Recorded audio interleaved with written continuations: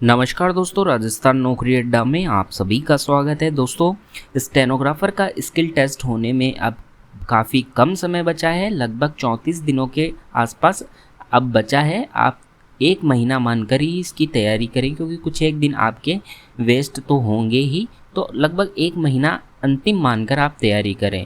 अब काफ़ी बच्चों के हाल फिलहाल देखें तो जो एग्ज़ाम की गति है 100 WPM पर जो एग्ज़ाम होना है उसके अनुसार उनकी गति नहीं है, यानी कि 90 या 80 के आसपास है। तो उनके लिए ये इन दिनों में क्या महत्वपूर्ण रहेगा, तो उनके बारे में बात करेंगे। और जिनकी गति 100 WPM है वो और कैसे अच्छा कर सकते हैं अपनी एक्यूरेसी को, उसके बारे में मैं आपको कुछ एक चीज़ें बताऊंगा।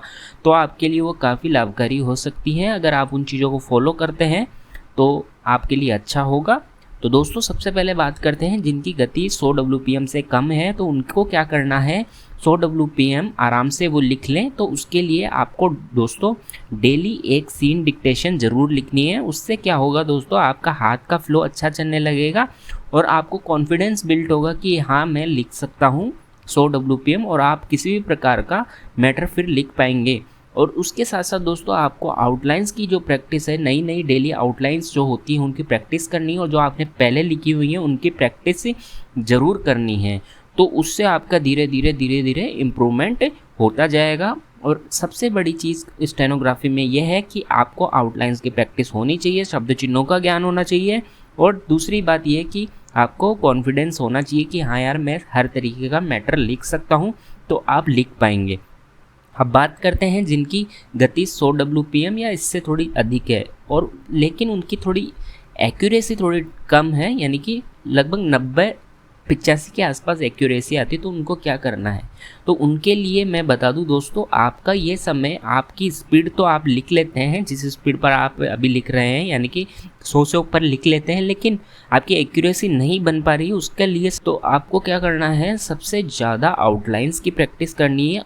किन आउटलाइंस की, जो आपके डिक्टेशन में, जो आप दिन की 3-4 जो भी डिक्टेशन लिखते हैं उन डिक्टेशन में से आप उन आउटलाइंस को नोटबुक में नोट कीजिए। जो भी आपको पढ़ने में या आउटलाइन बनाने में मुश्किल आ रही है उन सभी को आप लगभग 40 से 50 बार एक आउटलाइन की प्रैक्टिस करिए। आगे आने वाली डिक्टेशन में यदि कोई वो आउटलाइन आती है तो आपसे कभी भी वो गलत नहीं होने वाली है।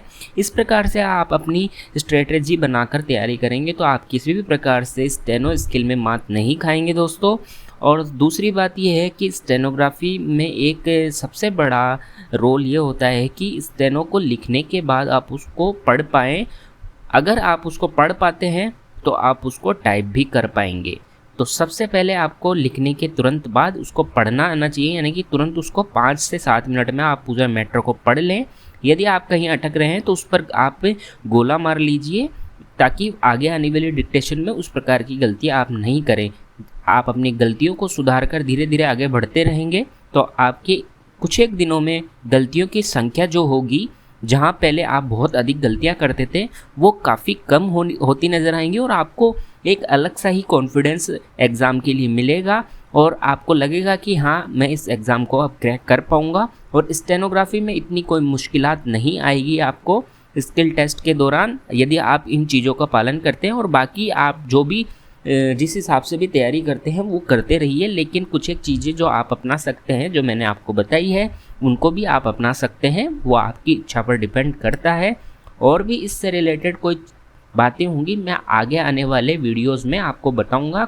अब आगे आने वाले कुछ दिनों में काफ़ी वीडियोस आपको इससे रिलेटेड मिलेंगे, वो आपके लिए काफ़ी हेल्पफुल रहेंगे। धन्यवाद दोस्तों, जय हिंद, जय भारत।